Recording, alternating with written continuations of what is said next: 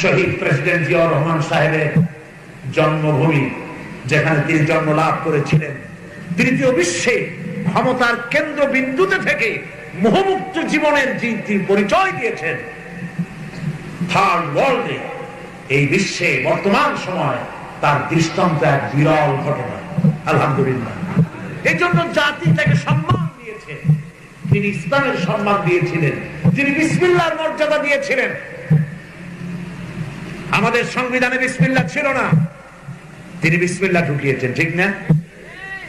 এখানে ধর্মনিরপেক্ষ মতবাদ ছিল, তিনি ধর্মনিরপেক্ষ মতবাদ তুলে দিয়ে আল্লাহর উপর ঈমান এবং অবিশ্বাস আস্থার কথা বলেছেন, বহুদলীয় গণতন্ত্রের কথা বলেছেন। শুধু বিসমিল্লাহ বলছেন, আল্লাহ এত খুশি হয়ে গেছেন, তার জানাজায় যত লোক হয়েছে, জানাজা এত বিশাল জানাজা আর কেউ পেয়েছে বলে অন্তত আমার জানা নাই।